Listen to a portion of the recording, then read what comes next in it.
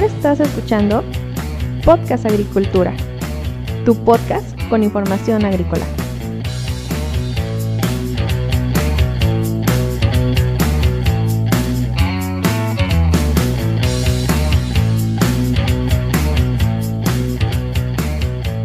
Hola, ¿qué tal? Muy buenos días. Mi nombre es Olmo Axayacad y este es un episodio más de Podcast Agricultura. El día de hoy es viernes 15 de mayo del 2020 y el tema para este episodio son los efectos físicos a considerar en la agricultura protegida, para lo cual tenemos al profesor investigador de la Universidad Autónoma Chapingo, Aurelio Bastida Tapia, quien nos comentará su investigación al respecto de estos efectos.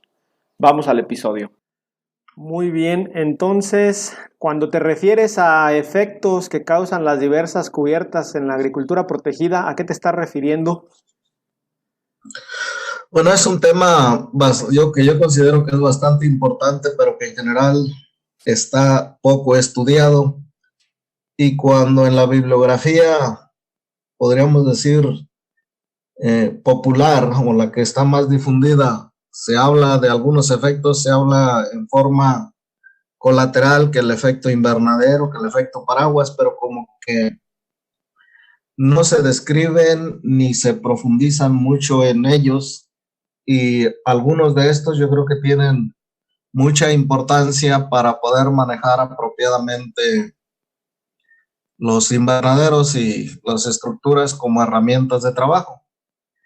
Entonces, cuando yo me metí a estas cosas, pues sentía que había algunas cuestiones que quedaban muy sueltas, y empecé a revisar en qué consistían esos efectos, tratar de entenderlos. Y bueno, lo primero que hay que entender es que estos efectos no solo se deben a las cubiertas, sino también a la forma, al tamaño, a la altura de las estructuras. Pero lógicamente que esto se va a acentuar dependiendo del tipo de cubierta. Y entonces las cubiertas las podríamos dividir en dos, al margen de qué materiales sean. Más bien es la permeabilidad, entendiendo por permeabilidad si permiten que pase la lluvia y el viento, el aire. Y desde ese punto de vista, pues podríamos tener dos extremos: cubiertas impermeables que no permiten que a través de sus materiales pase el agua y el aire, y cubiertas permeables, que en este caso serían las mallas.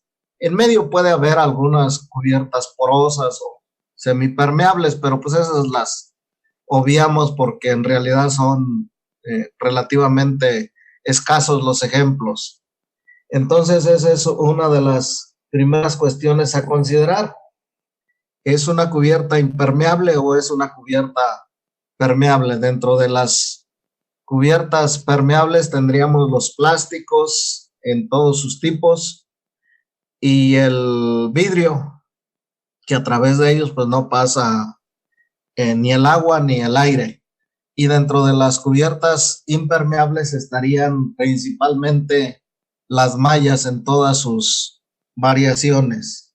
Pero además habría que agregar otro elemento, que es si es una cubierta transparente a los rayos del sol o a la luz, o si es una cubierta opaca o incluso que no sea transparente, como el caso de algunas cortinas de plástico negro, pero de eso hablaremos más adelante. Entonces eso es dos de los elementos a considerar. En el otro aspecto, en cuanto al tipo de estructura y sus características, en cuanto a forma, tamaño, altura y demás características, pues podríamos hablar de algunas estructuras. Cuando hablo de estructuras, me refiero a aquellas donde el cultivo ya va a crecer en el interior de esa estructura. Pues va a haber algunas que son menos apropiadas para tener una cubierta impermeable y otras que son más apropiadas. Básicamente las estructuras robustas, los invernaderos. Pero además hay que considerar el comportamiento de los gases, porque tiene mucho que ver con respecto a cómo se van a manifestar algunos de estos efectos. Entonces, eso es más o menos como preámbulo. Ahora sí podemos entrar a los efectos y podemos decir que estos efectos son derivados de todas esas características más el clima o las condiciones ambientales donde se encuentre la estructura de protección. Hay la idea entonces principalmente en lo que se refiere a los invernaderos, que si se pone una cubierta impermeable, pues ya se tienen las condiciones apropiadas para cultivar, y este ha sido, yo creo que uno de los grandes errores donde se ha caído, y bueno, pues no es tan así, porque esa cubierta muchas veces se pone sin saber, sin tener una precisión o a veces ni siquiera una idea relativamente vaga de qué condiciones ambientales tenemos en el exterior.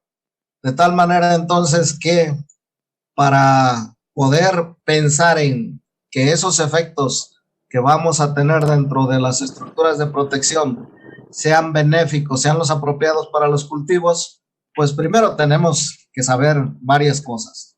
No solo qué clima tenemos en un lugar, sino qué requiere ese cultivo, porque los requerimientos ambientales de la amplia variedad de cultivos que podemos tener dentro de las estructuras de protección, pues efectivamente va a abarcar un amplio espectro, de tal forma que muchas veces desconocemos esos requerimientos ambientales, de tal forma que se ha caído en la situación de cometer una serie de errores por no tener presente estos aspectos. ¿Qué requiere el cultivo? ¿En qué condiciones climáticas estoy? Y lo siguiente es, ¿de qué quiero proteger a mi cultivo? ¿O cuál es el factor limitante o aquel que me va a impedir tener, o aquellos, porque casi nunca es un solo factor, aquellos que me van a impedir tener una buena producción? Esto es lo primero que hay que analizar y después entrarle a tener una estructura. Y bueno, pues eso debería caer entonces en el concepto de diseño agronómico, de lo que podemos hablar más adelante. Pero eso es más o menos cómo hay que entrarle a analizar qué efectos vamos a tener dentro de ese recinto cubierto. Muy bien, entonces yo debo de considerar todos estos efectos que comentas y que nos vas a mencionar a continuación al momento de elegir la estructura de protección y de ver qué requiere mi cultivo, ¿o es algo que puedo adaptar una vez que ya tenga todo establecido? Ahorita nos encontraríamos en la situación que para muchos lugares hay que hacer adaptaciones. Cuando vas a poner por primera vez una estructura, es cuando hay que hacer ese estudio. Y la verdad que de lo que yo he visto, tanto en los constructores como en los que andan en la asesoría, con honrosas excepciones, que el estudio que se hace sobre estos aspectos ambientales y sobre los requerimientos climáticos del cultivo o requerimientos ambientales, porque nada más es el clima, son muy someros, muy ligeros. Entonces, la mayoría de las estructuras, sobre todo las de tecnología media hacia abajo, pues requieren una serie de adaptaciones para hacerlas más eficientes.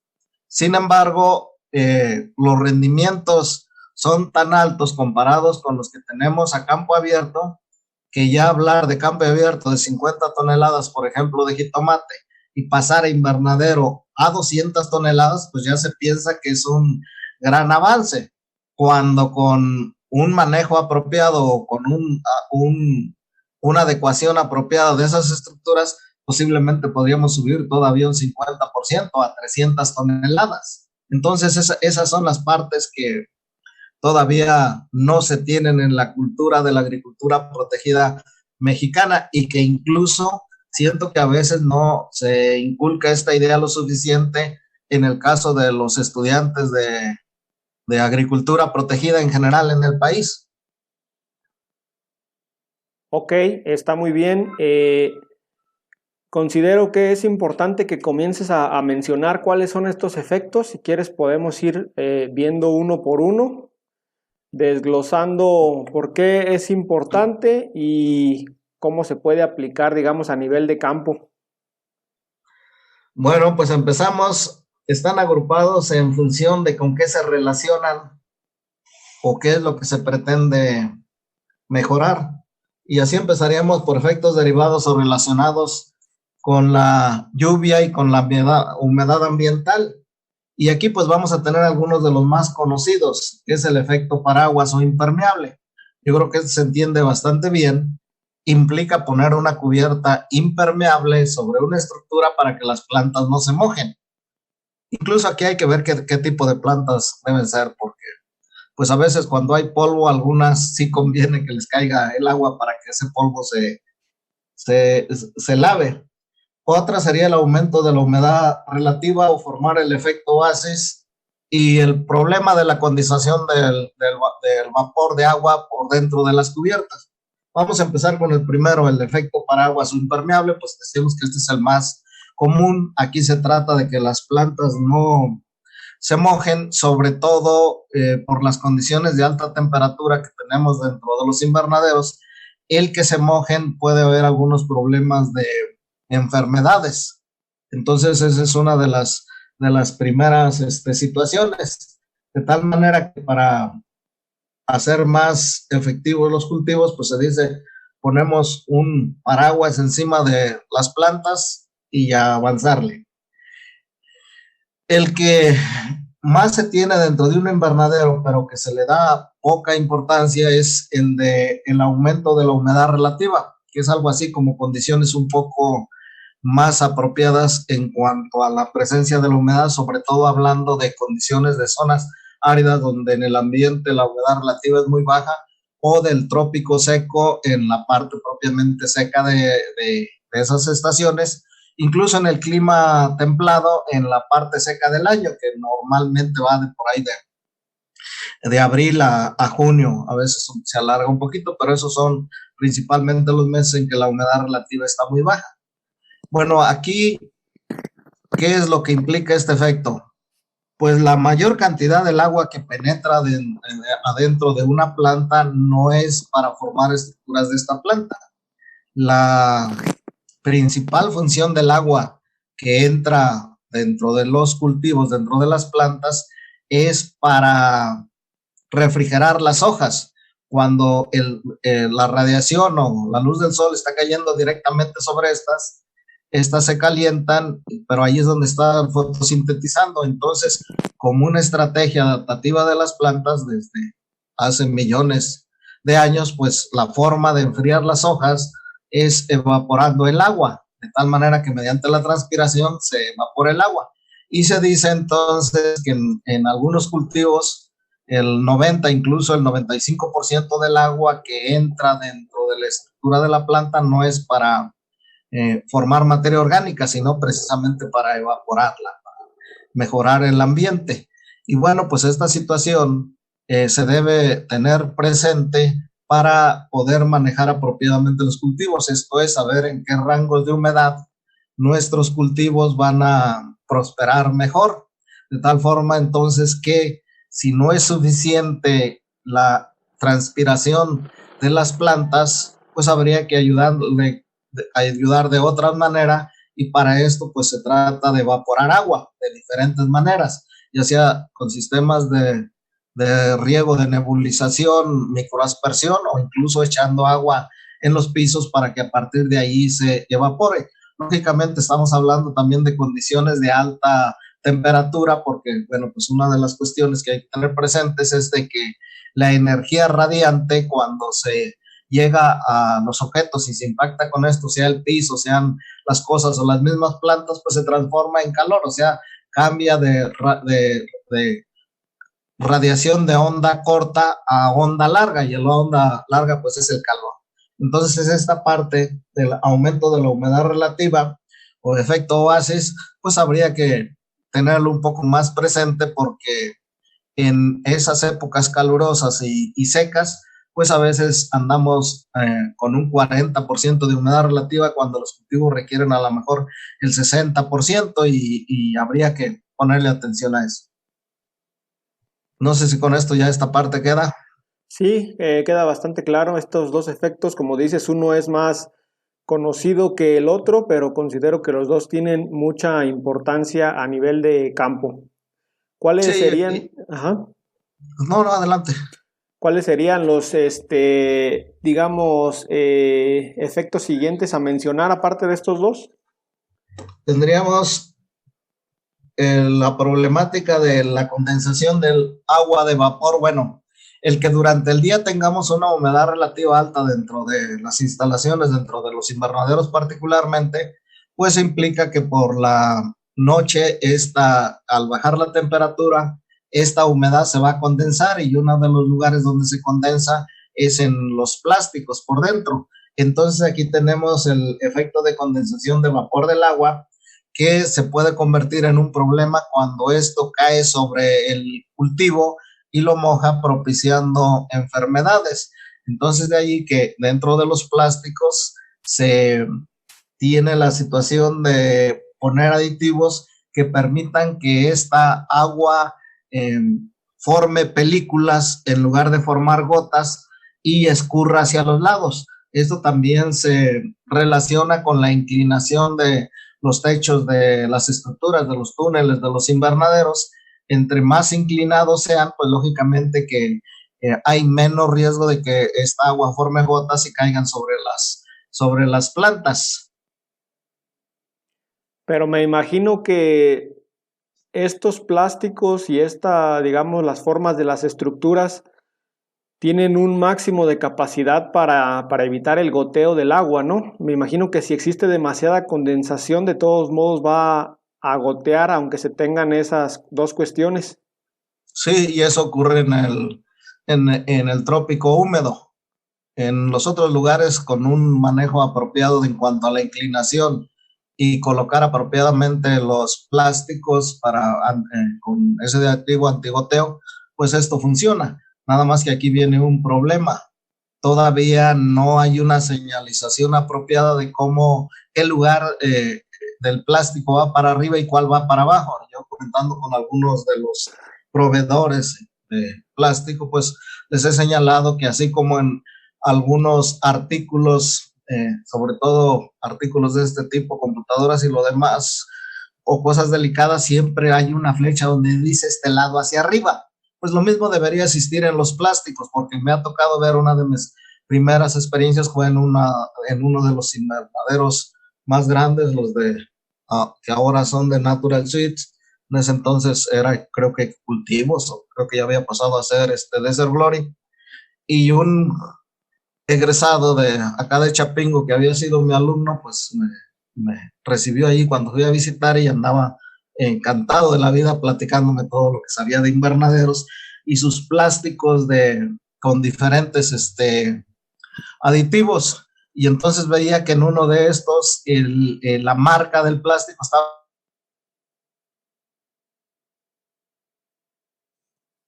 Una pregunta: ¿cuál es la forma correcta de colocarlos? Porque si verás, aquí tenemos unos plásticos que el logotipo, la marca, está hacia afuera de la cubierta, y en otros, mira, otro de acá lo tiene hacia adentro. ¿Cuál de las dos formas es la propiedad de colocarlo? Y pues lógicamente en ese momento no supo, y esto lo he seguido preguntando, y hasta la fecha hay pocos los que dicen este es el lado que va para arriba. Creo que ya hay algunos plásticos donde ya le pusieron eso, este lado debe ir por fuera o cosas por el estilo. Entonces, si de un lado tiene el efecto antigoteo y de otro lado tiene otro de los que hablaremos más adelante, que es bloquear la entrada de energía de onda larga o infrarroja, que es el calor, pues entonces si se coloca al revés, o si por fuera debiera ir el aditivo que no permite que atraiga tanto polvo, pues entonces si se coloca al revés nada sirve, y esa es una realidad que tenemos en varios lugares, particularmente en lo que se refiere a los invernaderos de tecnología básica y tecnología media, donde todavía no se tiene esto. Creo que con los invernaderos o las estructuras que se alzan en alta tecnología, creo que estos puntos ya le han puesto más atención. En los invernaderos que tú comentabas en el trópico, ¿cuál sería la manera de evitar este tipo de goteo sobre los cultivos? Pues a reserva de que ahorita, bueno, ahí el problema es grave porque una de las formas de sacar humedad es abriendo ventilas de tal manera que esa mayor concentración de humedad que tenemos en el interior, como en el exterior tenemos menor humedad relativa, pues al salir el aire se va, ingresa aire nuevo o aire fresco con menor humedad relativa y además con más CO2. Eso es más o menos lo que implica la ventilación en todas las partes altas, incluso en el trópico seco, en la época de secas. Pero el problema se presenta en el trópico húmedo, porque allí ya afuera tienes una alta humedad relativa, o sea que ahí ya no tienes posibilidades de disminuir la humedad relativa, y ahí sobre todo por las mañanas se ve cómo el agua está escurriendo en los bordes de las hojas. ¿Por qué? Porque el aire que rodea las hojas está también ya saturado, ya no puede tomar más humedad y entonces sí se convierte en un problema. Se dice que lo que hay que hacer ahí es tener menor número de plantas y pues procurar sacar el aire, que aunque ya el de afuera está también saturado, pero pues que todavía está más saturado el de adentro. Por eso se dice, o es uno de los elementos para señalar que es más difícil cultivar al menos jitomate y otras hortalizas de fruto en el trópico húmedo, y también por otra serie de problemas que hablaremos más al ratito. Entonces allí es donde es más difícil. En otros ambientes, en los industriales o en los habitacionales, pues eso ya medianamente se ha resuelto el sacar la humedad, pero el costo es muy alto de tal manera que todavía no sería aplicable para estas situaciones en el trópico. Muy bien. ¿Con cuál efecto seguimos? ¿Con cuál tipo de efecto seguimos? Con los que tienen que ver con la luz o la energía radiante. Y bueno, pues el primero de ellos es el efecto sombrilla. Para poder utilizar apropiadamente este efecto, pues primero tenemos que saber cuáles son los niveles de radiación que los cultivos requieren. Algo en lo que todavía no hay mucha información. Ya digamos que hay la básica, pero esa es una de las primeras cuestiones. ¿Qué es lo que se requiere en cuanto a cantidad de luz? Todos tenemos la idea que una planta que tenemos a pleno sol está trabajando bien, pero hay que recordar que las plantas tuvieron su origen en diferentes condiciones, de tal manera que una planta que tuvo su origen en el desierto, pues a lo mejor sí va a requerir más iluminación que alguna otra que tuvo su origen, por ejemplo, en el bosque de niebla. ¿Por qué? Porque en forma natural evolucionó teniendo menos iluminación que las otras, pero además dentro de las mismas plantas hay una estratificación por necesidades de luz. Están aquellas que requieren mucha luz y que van a ser las plantas que van a prosperar a plena luz, mientras que va a haber otras que incluso se desarrollan debajo de estas, de las primeras. ¿Por qué? Porque requieren menos iluminación. Entonces, pues habrá que saber que cuando se trata de un cultivo, qué es lo que requiere este cultivo. Y en función de eso, poner la cubierta apropiada que deje pasar esa cantidad de luz que se requiere. Por ejemplo, en lo que por ahí me ha tocado trabajar en alguna ocasión, que al invernadero de orquídeas trajimos algunas especies del bosque de niebla y por alguna razón, tal vez desconocimiento, se colocaron muy cerca de la orilla de las ventilas no les daba el sol directamente, pero con la resolana que les llegaba y con todo lo demás ya se estaban deteriorando porque era luz en exceso. Finalmente, cuando por ahí se le puso el medidor de luz, pues vimos que cuando muchos requerían un 30%, ya con un 30% de iluminación ya estaban sufriendo, de tal manera que en forma normal pues estaban debajo de las frondas de los árboles y casi nunca les daba el sol directamente o les daba muy poca iluminación. Entonces ese tipo de cuestiones habría que saberlo, que investigarlo. Sabemos que cultivos como el jitomate, el pimiento, pues ya sabemos determinados requerimientos de luz y bueno, en función de eso poner la cubierta apropiada para que deje pasar la luz necesaria. Aquí tenemos un problema, ese es en la época nubes, de tal manera que si una planta la tenemos muy acostumbrada a trabajar con la luz necesaria y de repente tenemos, como ha llegado a ocurrir, una semana completamente nublada, pues lógicamente que esas hojas estaban acostumbradas a trabajar con una cantidad de luz que ahora no van a tener y entonces la producción se viene acá abajo. En forma de observación, en uno de los invernaderos de la preparatoria recuerdo esta situación de el inicio de una temporada de lluvias donde teníamos días como estos completamente despejados, de tal manera que cuando entró la temporada de lluvias y fue toda una semana que no se veía el sol, pues disminuyó drásticamente la producción. Eso, incluso eso luego ni siquiera lo vamos a ver en esa misma semana, sino en las siguientes. ¿Por qué? Porque pues finalmente la fotosíntesis, parte de ella se va para los frutos. Entonces, ¿qué es lo que hay que hacer en esas situaciones? Pues cuando nos disminuye la luz del sol, pues no hay mucho, porque incluso los mismos focos pueden ser insuficientes. Cuando tenemos exceso es cuando podemos utilizar encima de la cubierta de plástico de vidrio las mallas con diferente porcentaje de disminución de radiación solar. Y ese es el efecto, el efecto sombrilla o sombreo. Ok, aquí quiero hacer un paréntesis para preguntarte, ¿tú qué recomendarías respecto a la vida útil de los plásticos, en especial en invernaderos o macrotúneles? Porque al menos desde mi experiencia yo he encontrado productores que, pues por querer disminuir los costos, reutilizan su plástico varias veces, incluso parchándolo, cuando ya dentro de la estructura pues ya está muy oscuro, ¿no? Pues lo primero es saber qué requerimientos lumínicos tiene nuestra planta. Para eso los aparatos no son muy caros. Y después manejar los plásticos en forma apropiada. Y una de las cosas que recomendaría es que los plásticos de la cubierta, de la parte de arriba, eso sí hay que cambiarlos cuando se requiera. Los que no hay necesidad de cambiar son los de los laterales. Es más, en los lugares de clima frío y zonas áridas, pues esos plásticos que quitamos de la cubierta se pueden reutilizar para ponerlos a los alrededores. Entre más plástico le pongamos a los alrededores del invernadero, menos fuga de aire vamos a tener. Incluso se pueden utilizar también para los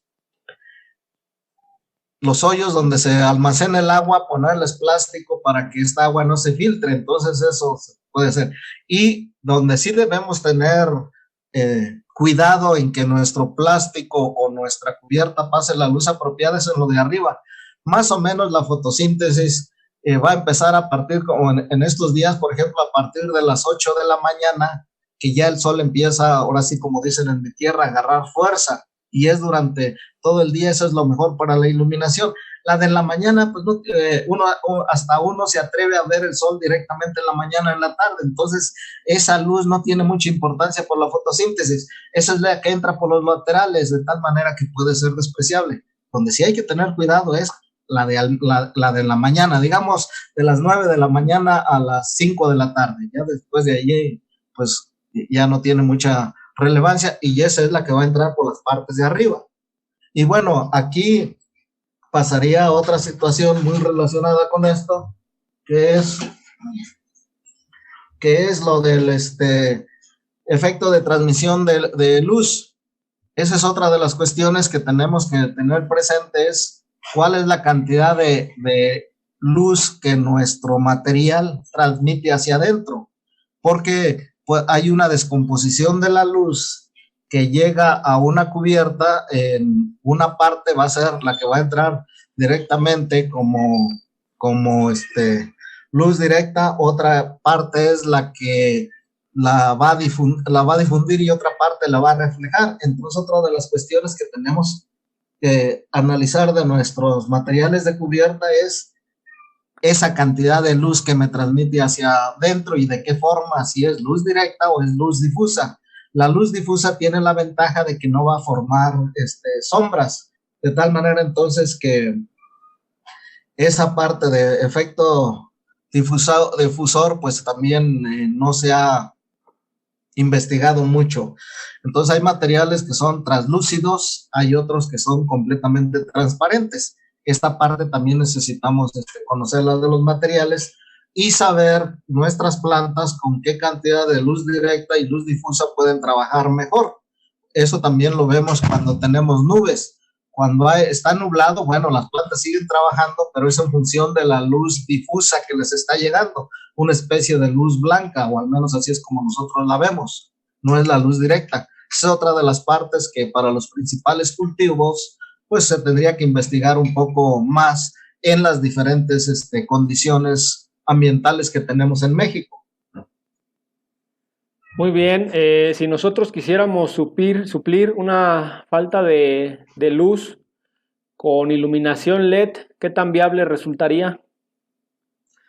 Yo ahí tengo mis dudas de no es tanto la intensidad, sino la calidad de la luz. Y en función de eso, pues otro de los aspectos que necesitamos conocer de nuestras plantas es con qué tipo de longitud de onda o con qué color de luz es con la que trabaja más. Y eso también se tendría que investigar para la variedad de cultivos, porque pues uno encuentra gráficas o encuentra situaciones, pero en general, y posiblemente pues estas apliquen más para las hortalizas, pero para otro tipo de cultivos pues sí necesitamos un poquillo más de investigación de la calidad de luz que requiere cada uno de ellos, y en función de eso pues poner las famosas lámparas LED, que podría ser una de las soluciones a lo que hace rato decíamos de que no tenemos que no saldría muy económico poner lámparas. Parece ser que ese tipo de lámparas, su gasto energético es muy bajo. Pues eso también implica con la factura que cobraría la Comisión Federal de Electricidad. Y si colocáramos un reflector de los que a veces se utilizan para cuidar cierta zona en la noche, ¿tendría algún efecto o también habría que revisar? Habría que investigarlo. Bueno. Habría que investigarlo. Ok, ¿cuál es el siguiente? Pero aquí me lleva a otra cuestión. Hay quienes pensaban que si a las plantas les dábamos iluminación mucho tiempo iban a producir más, pero parece que las plantas también están acostumbradas a dormir, o sea que en forma evolucionaron también con el día y en la noche, de tal manera que cuando hicieron esos experimentos pues resultó que no era tan cierto. O sea, podemos alargarle unas horas más con luz para que fotosinteticen más, pero también parece que necesitan descansar. Ok, es un punto interesante el que mencionas. ¿Cuál sería el siguiente efecto a mencionar? El siguiente efecto es menos entendible, es el efecto escudo. Y cuando me refiero a efecto escudo es qué tipo de luz debemos reflejar que no entre dentro de el invernadero, dentro del lugar donde se está produciendo. Y eso pues sería la luz que no se requiere. Y la luz que no se requiere es aquella que se llama UV, o la radiación UV y la radiación infrarroja. ¿Por qué? La UV, la ultravioleta, pues es la encargada de deteriorar las cosas, incluso creo que del envejecimiento humano en parte. Y la radiación infrarroja, ese es el calor.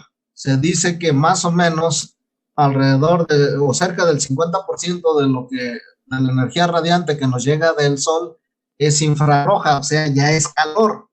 Si la parte fotosintética, que es alrededor, se dice, del 45%, al entrar al invernadero va a cambiar su longitud de onda y se va a transformar en energía infrarroja, pues eso es lo que nos va a dar el calor. Habrá una época en la que sí se requiera que toda entre al invernadero, sobre todo en lugares fríos, pero para la mayor parte donde no tenemos esos lugares fríos, pues yo considero que con la fotosintéticamente activa, que es alrededor del 45% de lo que nos llega del sol, pues con eso es suficiente para aumentar la temperatura. La temperatura va a aumentar dentro del invernadero no porque se calienten las moléculas del aire. De hecho, el aire deja pasar esa energía sin ningún problema. El aire se va a calentar en la medida en que se calientan las cosas y ese aire está en contacto con los objetos. Entonces, ese efecto escudo implica que también en los materiales de cubierta tengamos un aditivo que refleje tanto la radiación infrarroja como la ultravioleta. Y ese ya no entra, es una especie de efecto escudo en función de la luz. Esto iría muy relacionado con otro que tiene que ver con que se convierte en una barrera, pero lo de barrera lo que es el caso de los insectos. Y pasaríamos al último de estos que tienen que ver con lo de la luz, que es el efecto espejo o la luz que se refleja. Pensemos en una laguna. Cuando el sol está por la tarde, por ejemplo, de repente ves que la laguna está reverberando como si fuera un espejo.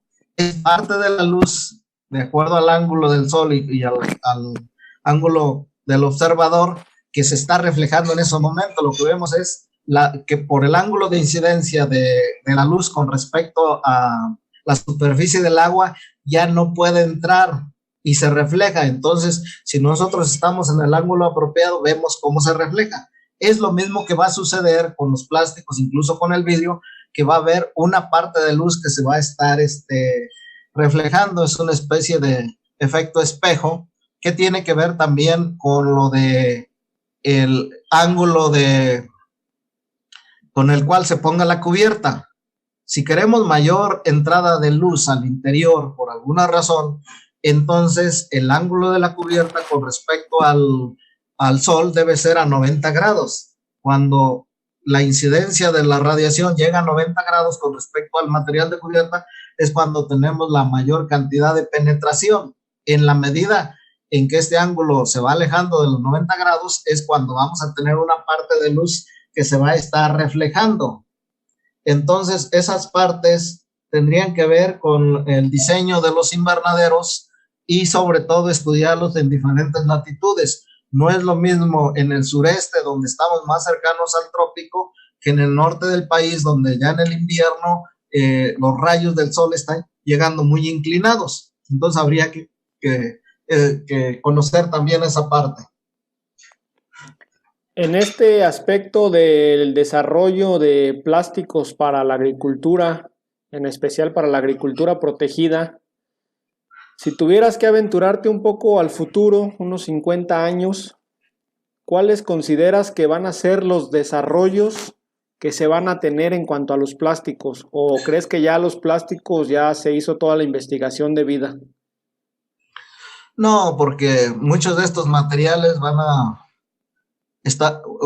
sí estarán muy relacionados con lo de el desarrollo espacial, porque las condiciones de energía radiante que tenemos en la Tierra están atenuadas por la capa atmosférica. En el espacio tenemos otros problemas más fuertes. Entonces, en la medida en que se vayan investigando ese tipo de materiales a usarse en esas condiciones, servirán para aplicarlos acá o tendrán varias aplicaciones.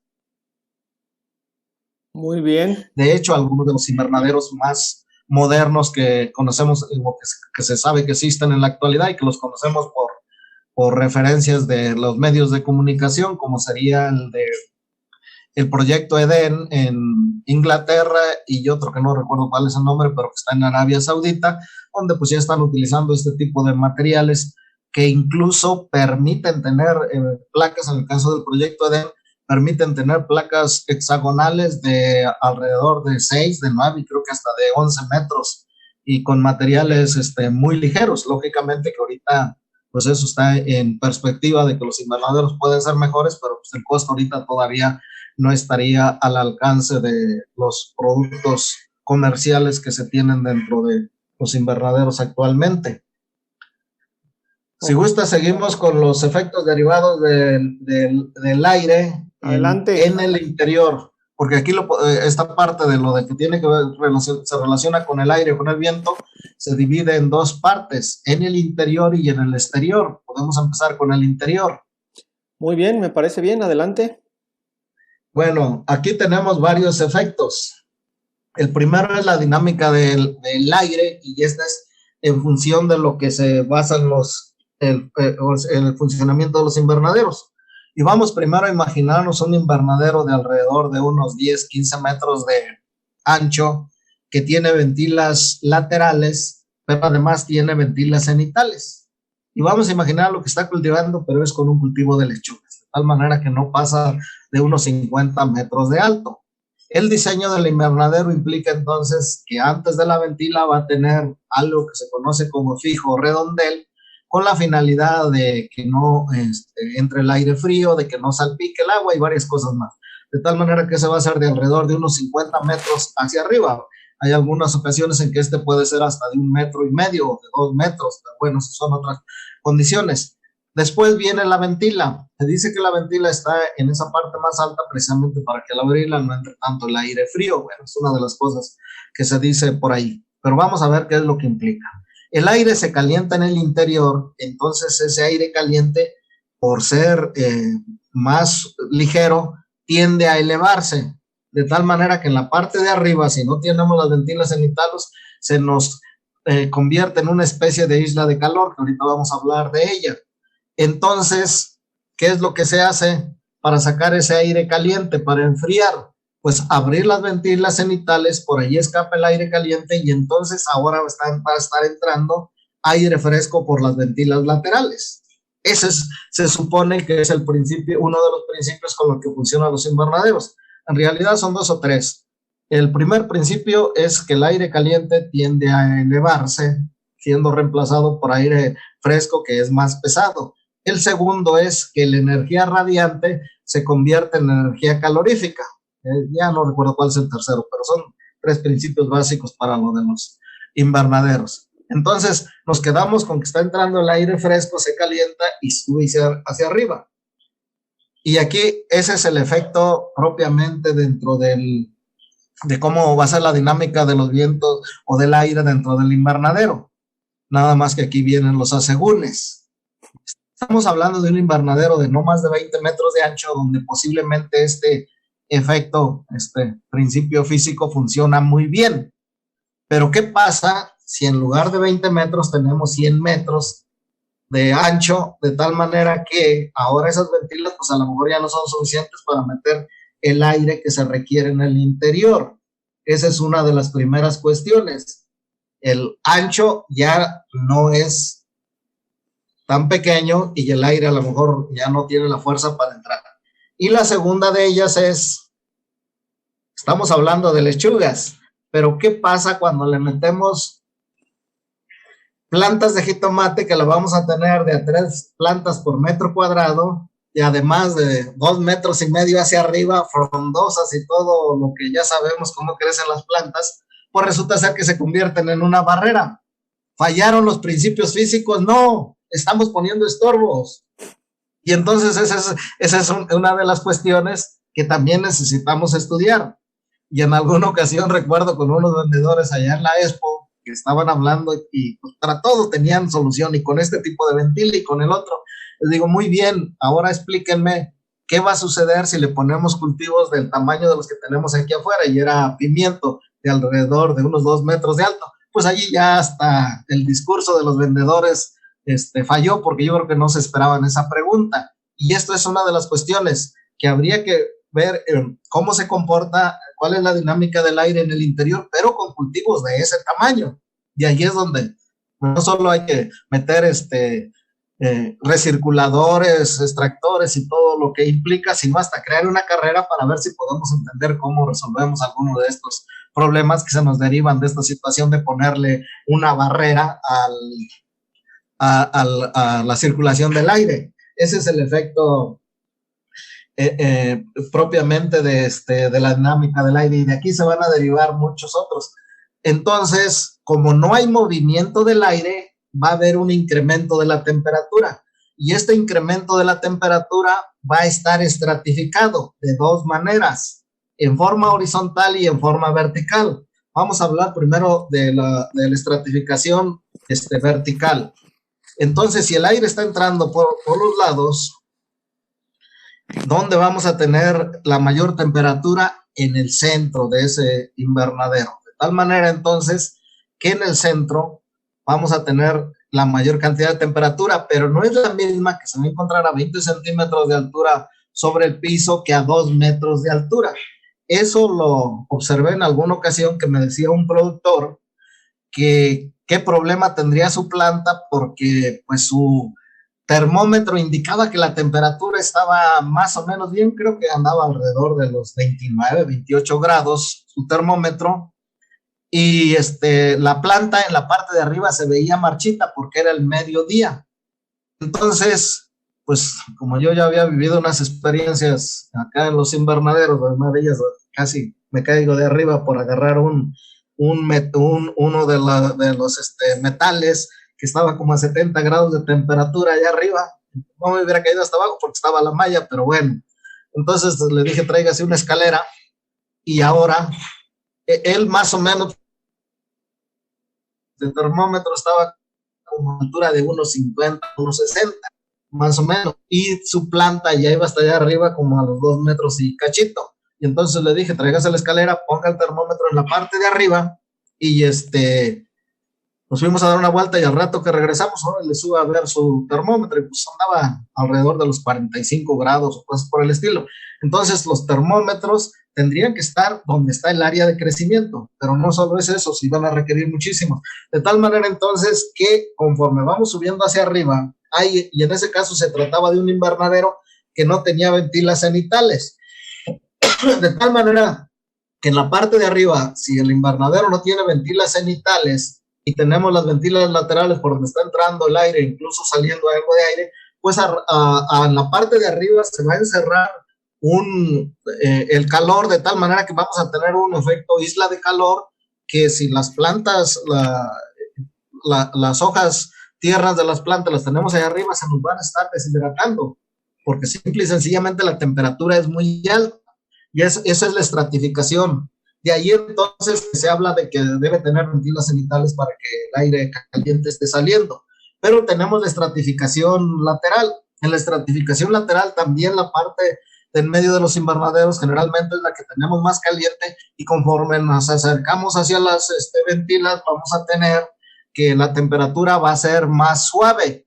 Entonces implicaría que necesitamos tener termómetros, pero no a la altura de donde nosotros los vemos, sino que estos termómetros debieran estar donde va el punto de crecimiento, que son las hojas más tierras, más débiles. Pero además tendríamos que tener diferentes termómetros, unos 3 verticalmente y en las orillas y en diferentes lugares, para saber más o menos cómo anda la temperatura dentro de nuestro invernadero. Aun cuando estos aparatos, los termómetros, no son muy caros, pues la verdad es que a veces no se tiene ni uno, de menos debería haber uno, y el lugar apropiado donde ponerse, pues es en el centro, y donde, pues donde va el punto de crecimiento, de tal manera que habría que estarlo subiendo, o tener juegos de termómetros, unos fijos y otros estarlos subiendo en esos puntos críticos para poder manejar los invernaderos. Y de aquí pasamos bueno, ya decíamos lo de se requiere ventilas cenitales para que no se forme esa isla, esa cámara caliente. De aquí pasamos al efecto chimenea, que es el que hace la ventila cenital. El efecto chimenea, pues es el que deriva de las chimeneas de las fábricas estas del siglo pasado y algunas todavía de este siglo, donde implica que para poder sacar el humo había que hacer una chimenea con un tiro muy largo, y de esa manera es como se puede sacar hacia afuera el aire caliente, en este caso el humo. Entonces, el efecto chimenea implica esas ventilas que tenemos en la parte occidental, en la parte de arriba, de tal manera que por ahí esté saliendo el aire caliente. En el caso de los invernaderos tipo diente de sierra, los modernos, que tienen una especie de curvatura, pues, y que las ventilas no están en la parte de arriba, sino arriba del canal, pues yo creo que deberían tener un doble juego. Eso aumenta el costo de los mismos. Pero ya algunos invernaderos lo tienen. Ventilas a la altura del canal, alrededor de 1,5 metros, 2 metros, y en la parte de arriba debería llevar ventilas también para sacar esa parte de calor.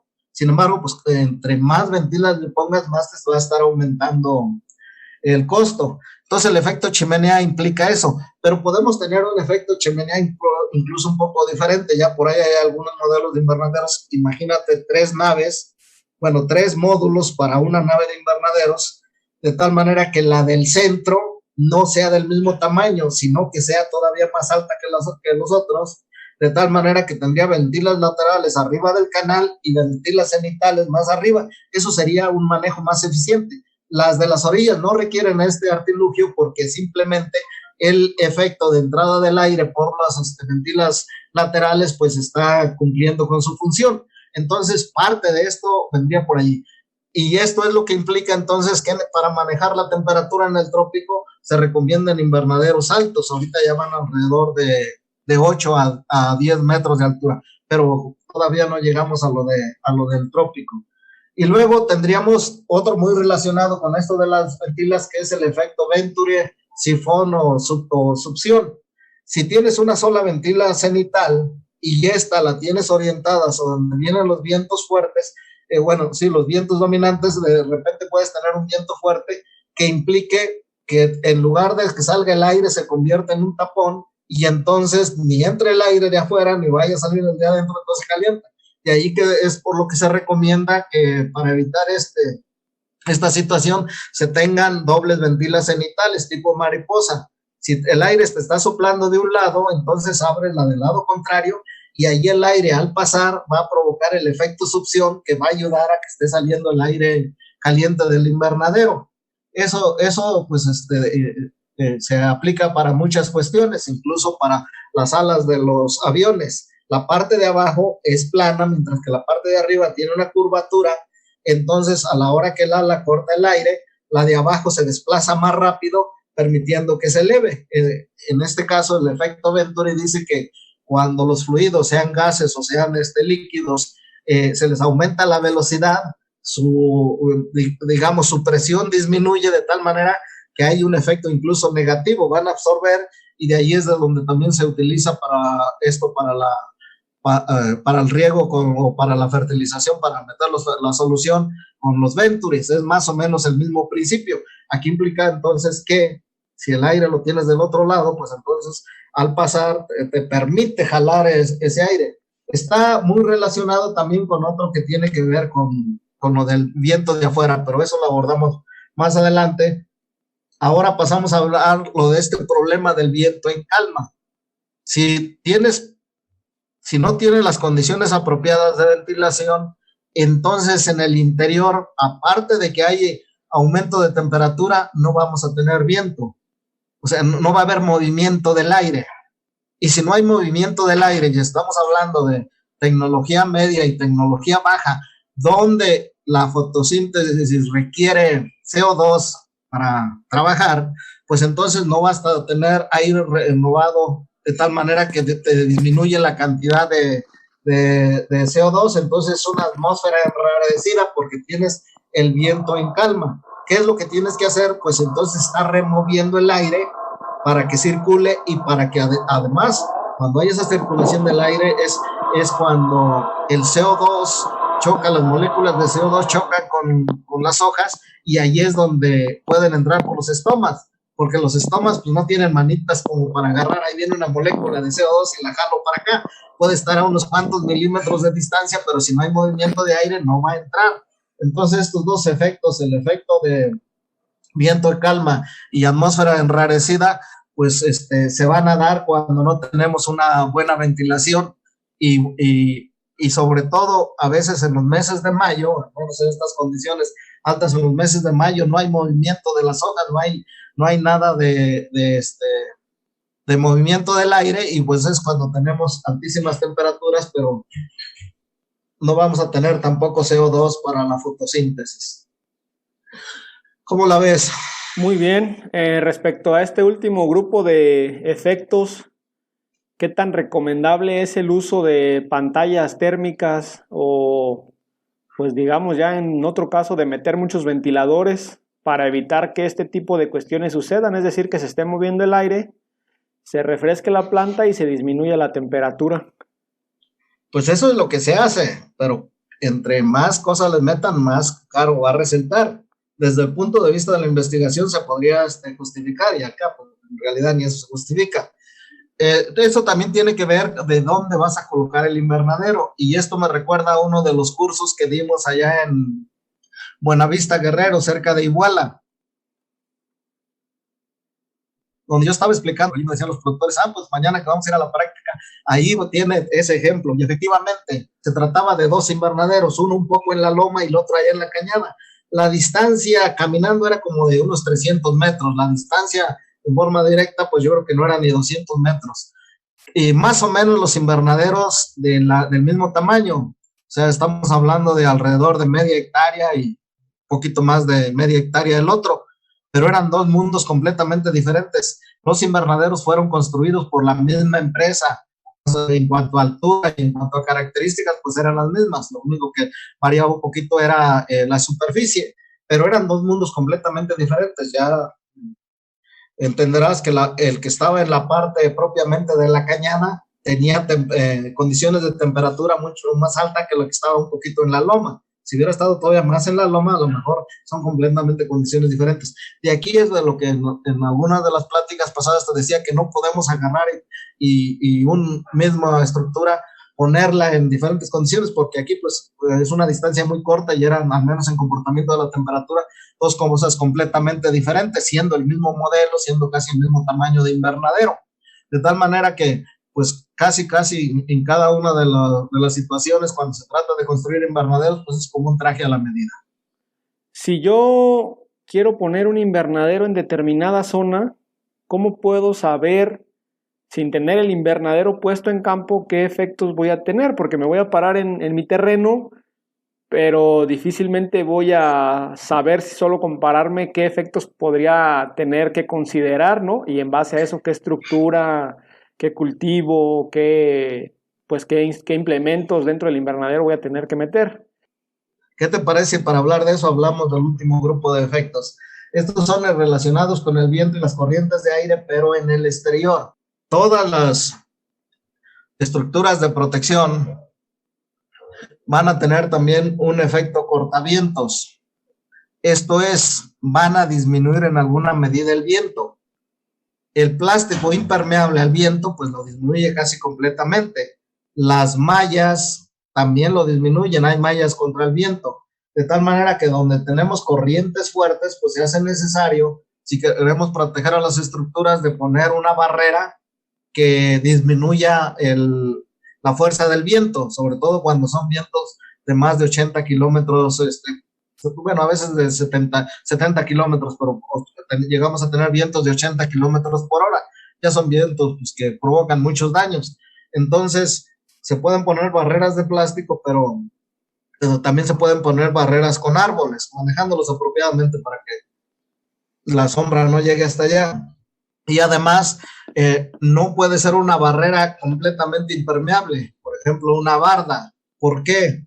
Porque al chocar el viento, choca, pero pasa hacia arriba de la barda y baja y provoca remolinos que pueden tener otro efecto. Entonces dice que hay que disminuir la velocidad del viento más o menos en un 50% y se requiere disminuirlo un poco así, pero que parte del viento esté pasando en forma directa para no provocar esos efectos. Y eso pues se logra con los plásticos, de tal manera que decíamos que todas las mallas, todos los plásticos que pongamos va a ser un poco el efecto rompevientos o cortavientos. Si estamos en esas condiciones, hay que ponerle tirantes a los invernaderos, a las estructuras, para que afiancen todavía más esa situación, porque sobre todo cuando el invernadero lo tenemos cerrado, es como si fuera un globo, de tal manera que viene el efecto de empuje y entonces lo está afectando. Se dice que si el invernadero está cerrado y además no tiene cultivo, no tiene capacidad de carga, pues entonces cuando está más expuesto incluso de ser derribado por el viento, que cuando tenemos el peso del cultivo sujetándolo hacia el suelo. Esa es una de las cuestiones que habría que tener presente en cuanto a las condiciones ambientales y no las normales. Hay que buscar ahora sí en las estadísticas cuáles son los vientos máximos que se han presentado, o sea, los que se sale de lo normal, que es lo que nos provocaría en algún lugar los remolinos y todo lo demás. Pero hablábamos también del efecto barrera. Las mallas y los plásticos también son una barrera para que algo entre de afuera hacia adentro, que no sea el viento, en este caso las plagas, por ejemplo, o los animales silvestres o domésticos que no entren a causar perjuicios, de tal manera que este es el efecto barrera. Y además, cuando el viento pasa sobre el invernadero y del otro lado baja, allí no va a provocar un efecto de empuje, sino de succión, y también puede hasta romper el plástico. Estos son de los que menos estudiados los tenemos por ahí.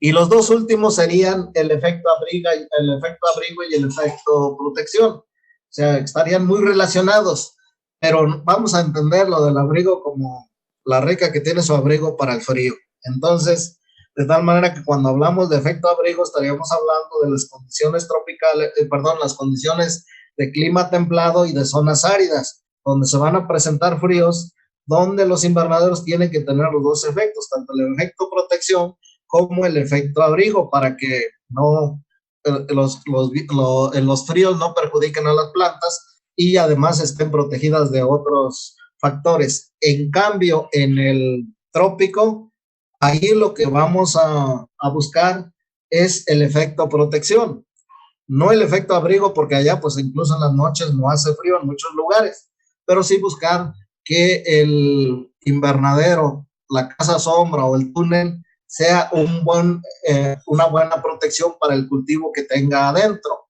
Y aquí había quedado algo pendiente de los invernaderos tropicales. Bueno, el concepto de invernadero tropicales es una contradicción, porque invernadero viene de invernar, y invernar implica que debe haber un invierno, o sea, una temporada fría.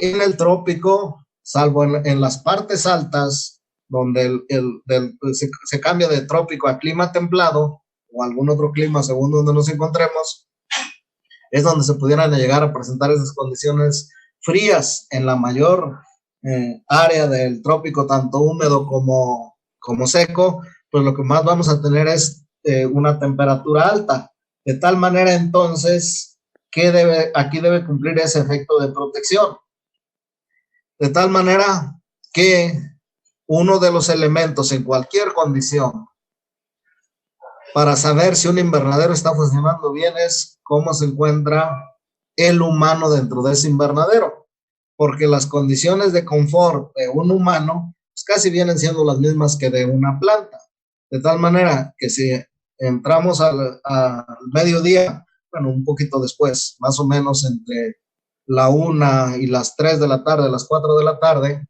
a un invernadero, y lo que queremos hacer es salir corriendo por la alta temperatura que tenemos ahí, pues tenga por seguro que lo mismo harían las plantas si en lugar de raíces que las anclaran al sustrato, al suelo, tuvieran patitas también, cuando abríamos la puerta saldrían corriendo, que no aguantarían esa temperatura.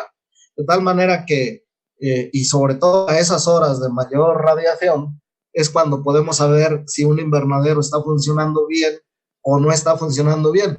En mis correrías o mis caminatas por ahí, por los invernaderos, llegaba con los productores y cuando me decían más tardecito, porque ahorita hace calor, ya luego imaginaba que ese invernadero tiene algún problema.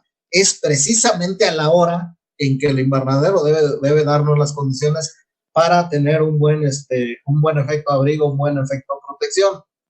De ahí tenemos algunos otros efectos que nomás los quisiera señalar. Bueno, ya hablamos del efecto de isla de calor, el efecto neblina para algunos lugares.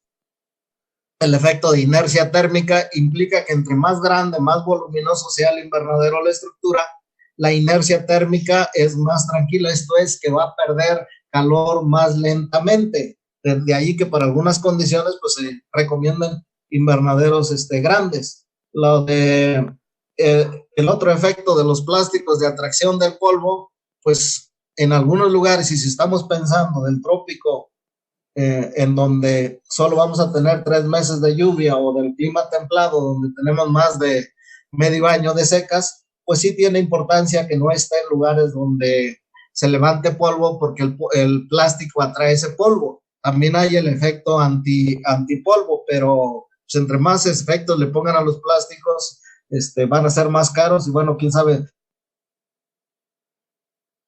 y a echarle agua para bajar ese polvo que puede estar incidiendo en que no entre la suficiente cantidad de luz. Y el último efecto que habría que hablar de estos materiales, pues es el efecto envejecimiento, que era el que me hablaba hasta un poco al inicio. O sea, los plásticos, sobre todo los plásticos, al paso del tiempo van a ir envejeciendo, y ese envejecimiento se va a notar porque también se van oscureciendo. Y recuerdo de alguna de las medidas que hicimos en un curso que dimos en FIRA, donde el plástico ya llevaba sus 3 años, y bueno, pues ya nada más estaba entrando al mediodía, cuando la radiación es más alta, el 40%, cuando el jitomate requiere alrededor de un 60 a 70% de radiación lumínica. O sea que ya nada más estaba dejando el 30%. Inicialmente estaba dejando pasar el 40%. Inicialmente ese plástico se compró con una disminución de paso de la luz de alrededor del 25%, o sea que entraba el 75%. Y aquí es donde te decía, es el efecto de envejecimiento. Esto no ocurre con el vidrio siempre y cuando se lave. El vidrio se puede empañar, pero si lo lavamos, bueno, finalmente sigue con sus propiedades de transmitir la luz. Pero los plásticos, en todo tipo de plásticos, flexibles o plásticos o en capas, pues va a haber este envejecimiento que hay que considerarlo. En algunas ocasiones, incluso en lo de las frutillas, por ahí alguien me decía que pues que decían los señores que era mejor que los plásticos se arrastraran y se llenaran un poco de lodo, porque así es como sentían que ellos que funcionaban más. Pues a lo mejor el plástico requería un poco menos de paso de la luz, pero también es otra de las cosas que hay que estudiar, cómo se va dando esta disminución, porque sí va a afectar, y a lo mejor tus lámparas LED podrían ser parte de la solución, pero por ahí todavía hay que estudiarlo. Okay. Como ves, son muchos efectos que en la actualidad no los tenemos lo suficientemente estudiado para las diferentes condiciones, de tal manera que pudiéramos hacer esta aplicación y ya irnos un poco más a detalle, de tal manera que con los mismos elementos pudiéramos pasar a un mayor rendimiento. Pero pues esto todavía es parte de la falta de la cultura. En el medio de cultivo de plantas, sobre todo en los invernaderos de tecnología básica o baja, pues es todavía mucho de conocimientos empíricos.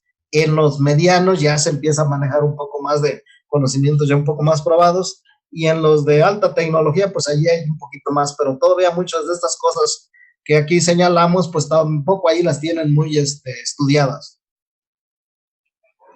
Muy bien, es interesante este tema de los efectos. Simplemente, ahora sí, para terminar, sin antes poner un invernadero en campo, ¿cómo puedo pararme en el terreno y saber qué efectos tengo que considerar? ¿O tengo que considerar todos los efectos que mencionas? ¿Por dónde empiezo en este tema para aplicarlo en campo? Primero, una revisión del cultivo que vas a manejar, qué es lo que requiere en cuanto a condiciones ambientales o climáticas, en cuanto a condiciones edafícas, en cuanto a condiciones de nutrición. Y si tienes variedades, como es en el caso del jitomate, pues ahí todavía está un poquito más complicado, porque pues han hecho tantas variedades que a lo mejor las condiciones ya no son las mismas, pero se tiene que estudiar. Una vez que tienes eso, ahora a buscar información de cómo están las condiciones climáticas en tu región. Una vez que tienes esa información de cómo están en tu región, ahora tienes que ir al terreno y bueno, estudiarlo un poco porque no es lo mismo, para nuestro caso, poner el invernadero, si hay un cerro, ponerlo del lado norte, del lado oriente, del lado poniente o del lado sur de ese cerro, porque ahí vamos a tener que ese cerro ya va a influir en las corrientes de aire, pero además en la exposición con respecto al sol. Y a partir de allí, como ya no hay datos a nivel micro regional o a nivel local, pues entonces a tratar de inferir cómo se presentan las cosas allí, sobre todo con las personas, con los productores o campesinos de edad, que nos digan cómo se ha comportado el clima allí en esa región, para tener un poquito más de información. Y después de eso, ya decidir las dimensiones de tu estructura y el tipo de material que vas a tener encima. Esto casi nunca se hace. Ya tú que has andado en ese medio, pues ya sabes cómo se dan estas situaciones, pero es como debieran ser un poco las cosas. Y bueno, con esto los técnicos tendrían más elementos para poder dar recetas. Porque ¿qué es lo que se hace ahorita con lo que decíamos en una de las pláticas pasadas de la ventanita? Que cada quien llega con su ventanita, pues quiere solucionar todos los problemas en función de lo que sabe. El de nutrición, pues nada más piensa que los problemas que se le presentan es en función de la nutrición. El de plagas, pues también todo lo quiere resolver resolviendo el problema de las plagas o de las enfermedades. Pero no, es una cuestión más integral. Y esta parte de la micrometeorología, pues deberíamos estudiarla un poco más. Una vez que ya tienes una de tus estructuras, pues entonces cuando vas a ver cómo se va a comportar, y es cuando necesitas tener los aparatos para empezar a registrar datos, con los cuales esos datos a nivel general que tú tenías, vas a ir, ya puedes modificarlo de tal manera que yo señalo que una vez que ya tienes tu estructura, pues casi deberías vivir en ella de menos un año para poderla conocer las 24 horas del día, pero además cuando llueve, cuando hace calor, cuando está seco, cuando hace frío, en fin, en todas las condiciones. Porque ¿qué es lo que pasa? Pues estamos en el invernadero y a veces ni estamos dentro del invernadero durante el día, pero en la tarde lo cerramos a la hora que ponle que lo cierran a las 5 de la tarde, ya no sabemos qué pasó en la noche, ya no sabemos dónde está un orificio. Esa fue otra de las cosas que faltó por allí, el efecto termo, no sé por qué me brinqué estos, pero bueno, debemos tener una especie de efecto termo y la termicidad de los materiales que no permitan salir el calor, y eso solo lo puedes saber estando dentro del invernadero. Para conocer un cultivo necesitas sacar todo el ciclo. Para conocer un invernadero necesitas manejarlo apropiadamente durante el año. Y aquí es donde nomás se maneja en la mitad, porque es durante el día, no durante la noche. No sabes qué está pasando durante la noche. A lo mejor no tienes que estar toda la noche, pero sí, cuando se dan esos cambios de temperatura en la tarde, ¿qué es lo que está pasando? ¿Por dónde está entrando el aire? A veces, si tú caminas, sobre todo en los lugares fríos, cuando cambió la temperatura, hasta hoy es un chiflido de dónde está entrando el aire frío y lógicamente desalojando el aire caliente del interior. De tal manera que si manejáramos apropiadamente esto, incluso hasta nos ahorraríamos en gas. Si logramos hacer un invernadero casi térmico, como un termo, con materiales que no permitan la salida de la luz, digo que esos se me pasaron, pero bueno, no son muy, pues son relativamente fáciles de explicar.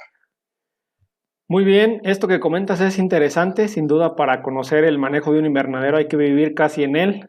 Yo lo hice casi un poco más durante un año, ahí en mi tesis de maestría, y sí, se aprenden varias cosas. Pues muy bien, papá, estuvo interesante la plática de los efectos, sin duda como comentas es un tema en el cual hay poca investigación y mucha menos implementación a nivel de campo, pero que se tiene que seguir investigando. Sí, así es. Todavía nos falta mucho en esto.